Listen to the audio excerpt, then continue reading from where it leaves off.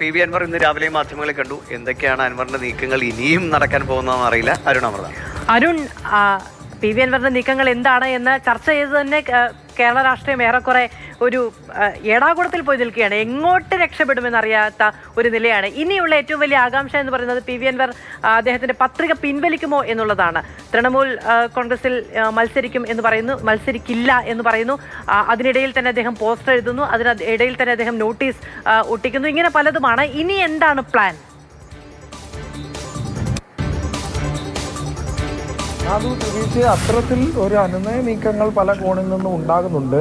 എങ്കിലും ആത്യന്തികമായി ഇനി പത്രിക പിൻവലിക്കാനില്ല, മത്സര രംഗത്തേക്ക് എന്നുള്ളതാണ് ഇപ്പോൾ എന്തായാലും പി വി അൻവർ വ്യക്തമാക്കുന്നത്. നാളെയാണ് അവസാന തീയതി പത്രിക പിൻവലിക്കാനുള്ളത്. ഇപ്പോൾ മത്സരരംഗത്ത് ഉറച്ചു നിൽക്കും. ഭാവി കൺവെൻഷനുകളിലേക്കൊക്കെ പെരുന്നാളിന് ശേഷം കടക്കുകയാണ് എന്ന നിലപാട് പി വി അൻവർ വ്യക്തമാക്കുന്നുണ്ട്. ഇന്നത്തെ വാർത്താ സമ്മേളനം അത് മുഖ്യമന്ത്രിക്കുള്ള ഒരു മറുപടി എന്നോണമാണ്. അതായത് മുഖ്യമന്ത്രി പി വി അൻവറിനെ LDF കൺവെൻഷനിൽ വെച്ച് വഞ്ചകൻ എന്ന് വിശേഷിപ്പിച്ചിരുന്നു. അതിനുള്ള മറുപടിയായാണ് പി വി അൻവർ എത്തിയത്. മുഖ്യമന്ത്രി നടത്തിയ വഞ്ചനകൾ എന്നോണം പി വി അൻവർ ഒരു ലിസ്റ്റ് ഇട്ട് അക്കമിട്ട് നിരത്തുകയായിരുന്നു. അത് VS അച്യുതാനന്ദനോടുള്ള വഞ്ചന മുതൽ മുനമ്പം വിഷയത്തിൽ ക്രൈസ്തവരെ വഞ്ചിച്ചു, ശബരിമല വിഷയത്തിൽ വിശ്വാസികളെ വഞ്ചിച്ചു, അത്തരമായ നിരവധിയായ പദ്ധതികൾ, വയനാട് തുരങ്കം പോലുള്ള പദ്ധതികൾ, റിയാസിന്റെ വഞ്ചന, അങ്ങനെയുള്ള ഒരു വഞ്ചനയുടെ കണക്കുകൾ നിരത്തിക്കൊണ്ട് ഒരു പ്രത്യാക്രമണം നടത്തുകയാണ് പി വി അൻവർ ചെയ്തത്. ഒപ്പം തന്നെ VD സതീശനെയും ആര്യാടൻ ഷൗക്കത്തിനെയും ഒക്കെ വിമർശിക്കുന്നുമുണ്ട്. ആര്യാടൻ ഷൗക്കത്തിനെതിരെ ഒരു പ്രധാന ആരോപണം നടത്തിയത് എന്തെന്നാൽ ഇതിന് മുമ്പേ ഉള്ള ചർച്ചയിൽ ഇത്തവണ മത്സരിക്കാതെ